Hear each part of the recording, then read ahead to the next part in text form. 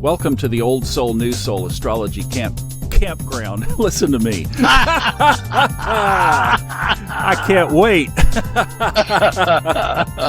Podcast and from the campground here in Mount Dora, Central Florida. So yes, welcome to the campground. Absolutely. Thomas Miller in the campground. Robert Glasscock back in Little Rock, I think freezing his little tutu off. Are you cold this morning? It's 27 degrees. I don't want to talk about it. That's pretty chilly. Yeah, it is. It's great. I'm barefoot in socks and a short sleeve shirt.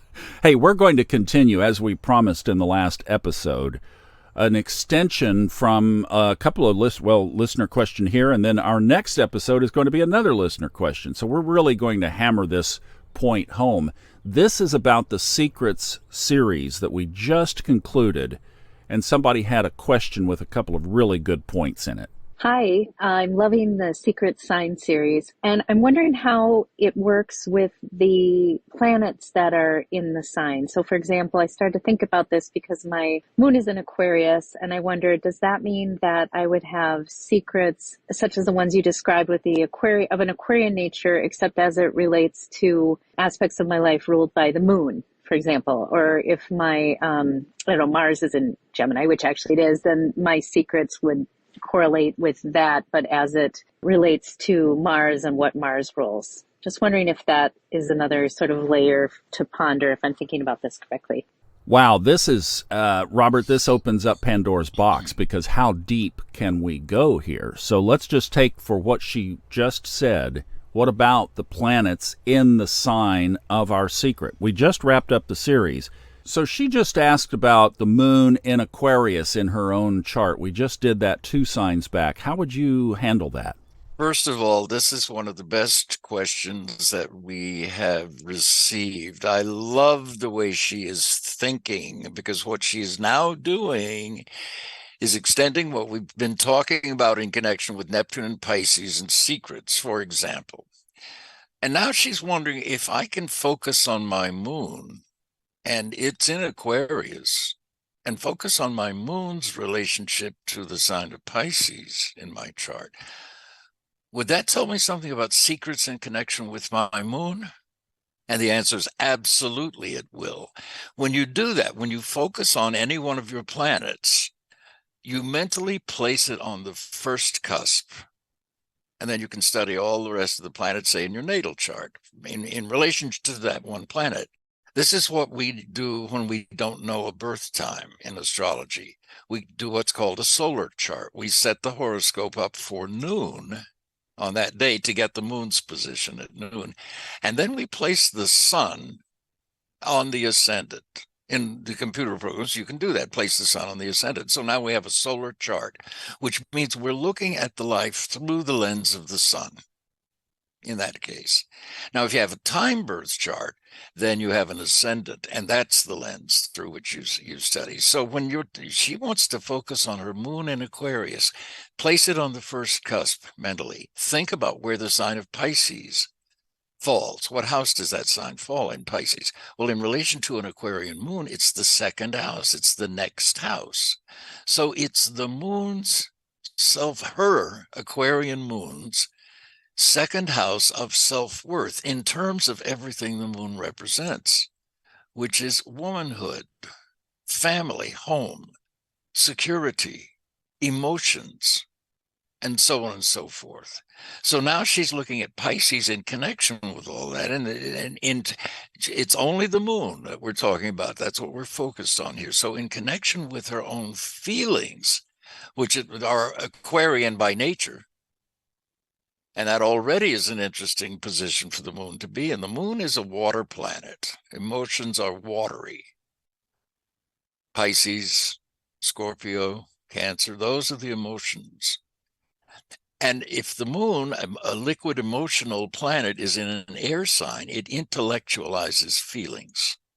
And by doing that, and it's a way for moon in Aquarius to remain free and detached, free and independent and detached. So the second sign from that Aquarian moon is Pisces, and that's where she will have secrets.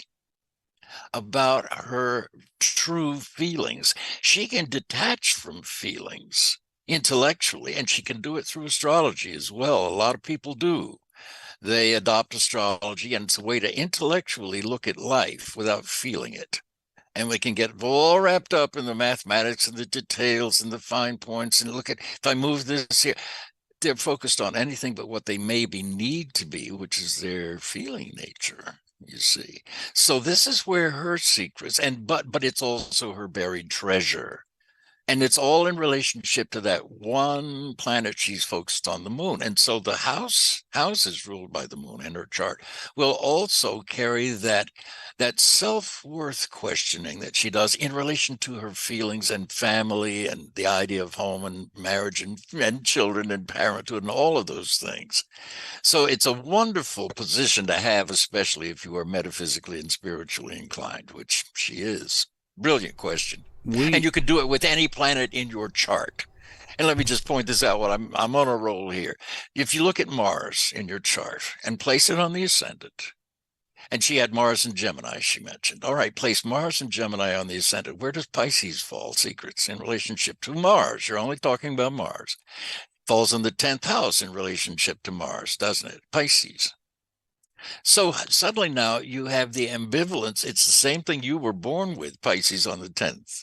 The same ambivalence about a career direction. Should it be this? In your case, it was religion, perhaps, or this, metaphysics and spirituality. So it's a back and forth, the two fishes swimming in opposite directions and trying to unite all of those, which you have done.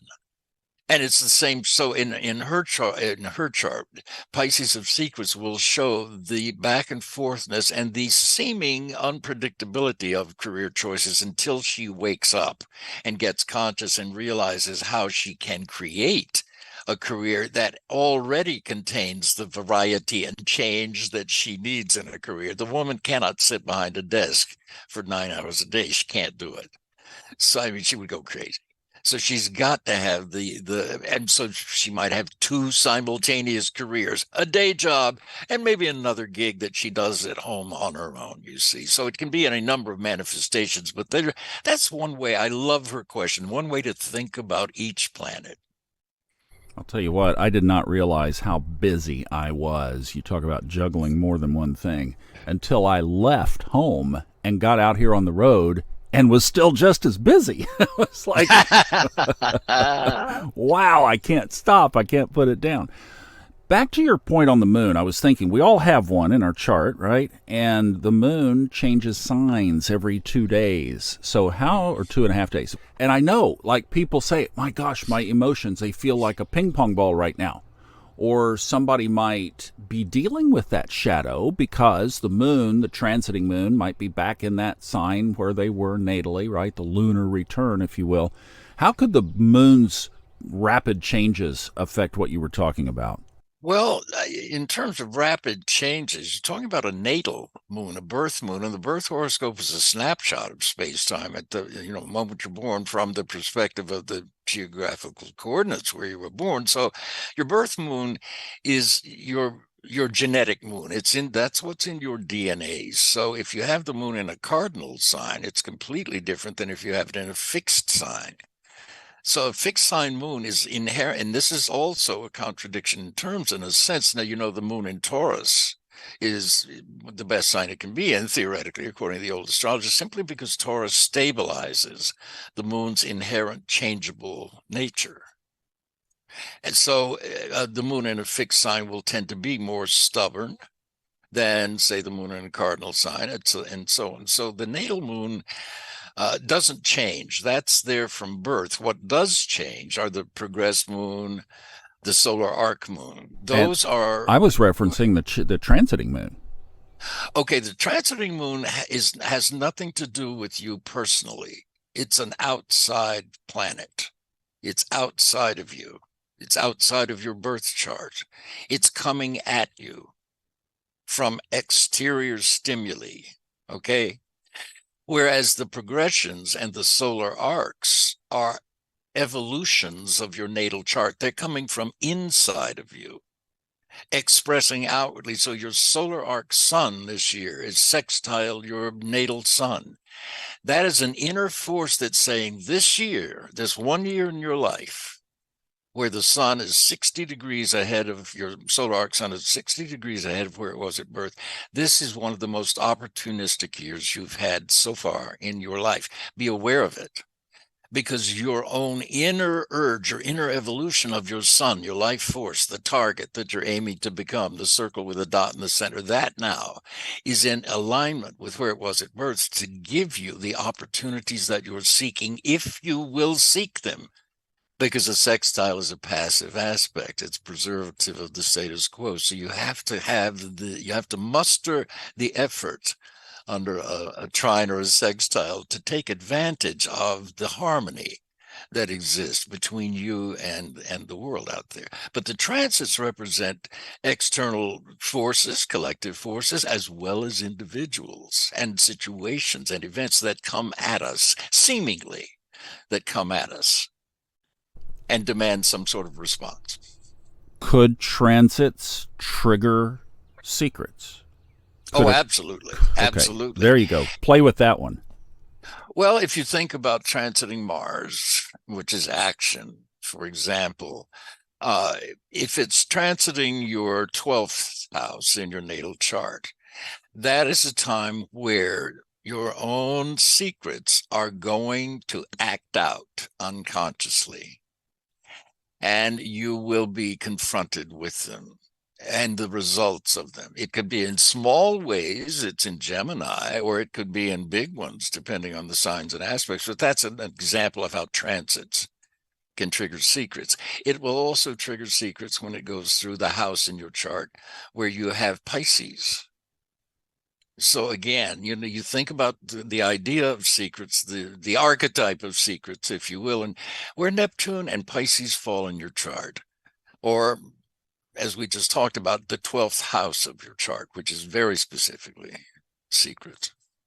Well, I know you really liked this question from this astute listener, and she has another one, a part B here. So, see, the birds are chirping. Hear that? All right, so let's listen to part B of her question. When listening to the secret signs, am I listening for my ascendant or my sun, or is it supposed to be all the planets, like I was wondering? So I know a lot of times people will interlace sun and rising, maybe with a horoscope, a daily horoscope in an online blog, and they'll say, well, read it for your sun sign, read it for your rising sign. How do you answer this related to the secrets? It's such a great question again, and this goes way, way back. You can look at, as I've mentioned, we have what's called a solar chart, which is a horoscope. If you don't know a person's birth time, but they do know the date, but they don't have a time, they can never know the time, there's no birth certificate or whatever, then you set the chart up for noon on that day where they were born. And then you have your program place the sun on the ascendant. This way you have the moon's position at noon, which can only vary by about 6 degrees either way, because it moves about 1 degree every 2 hours. So you have the moon's position at noon, and now you have the sun's position at noon, but you turn the chart, have your program do it, and place the sun on the ascendant, and that's called a solar chart. All of the sun sign publications, and I used to write for them. I did American Astrology's sun sign issues, monthly issues, and their annual digest, 225,000 words a year or something. Well, when you're doing sun sign writing or sun sign readings, you simply are putting the sun sign on the first cusp. There really is a difference between the ascendant and the sun. The ascendant is really if you have a time birth chart, it's the physical body as a whole. So it's the encasement of the soul, if you will, in that sense. And that's what gives the first impression that people make, what they look like, how they come across, their charisma or lack of it. Everybody has charisma. It can be negative charisma. But you see, and this negative charisma is what you feel and how you react when, let's say, you're in Las Vegas on the Strip and a homeless derelict threatens you on the sidewalks. That's charisma, but it's violent, possibly, or negative, possibly, and so on. So the the ascendant and its sign and its planetary ruler and the sign that that's in and so on will give you the immediate impressions of people, whereas the sun sign is the life force itself, the will to live. And I do think of it as a target, a circle with a dot in the center. So we're aiming to become our sun signs. You hear, oh, I'm born a Libra. Well, you're born to become a Libra. You may not be one to start, but you're born to become one. You're born to learn how to balance your own needs with those of other people. Do you see what I mean? So you're learning to be. So there is a difference, but in practice, you can do exactly what and you can, when you place the sun on the ascendant or any other planet in your birth chart, and I do this, it's a wonderful way to work. You can place the sun on the ascendant, the moon, Mars, and study each planet's archetype in relationship to that perspective. And you get a lot of interesting insights. And I teach, Thomas, that everybody, all of us, has 3 horoscopes. You have your timed birth chart from a birth certificate, let's say. You have your solar chart, which is your horoscope, but turned with the sun at the first cusp. And then we all have the natural wheel, which starts with 0 degrees Aries, and places each sign around the zodiac with 0 degrees on each cusp, and then stick your birth planets and your ascendant in midheaven in the natural wheel, and you have a third chart. All 3 of them are valid. The most valid, of course, is your time birth chart. But they're all 3 equally valid and important. And the one that you've taught me to love, the solar arc chart. And there you go. And keep going, right? Yeah. All right. Thank you so much. Great information. And we're going to have more on this topic, so we're going to extrude now into the next episode and pick this conversation up from there. So if you'd like to get a hold of Robert, as we mention all the time here at the end of the show, it's in the show notes. Just find the link to book a reading with Robert. Also, our Discord channel and our YouTube channel, all the goodies of what we have going on here will always be in the show notes for you. Thank you so much for listening. We'll see you in the next episode now to continue this even further.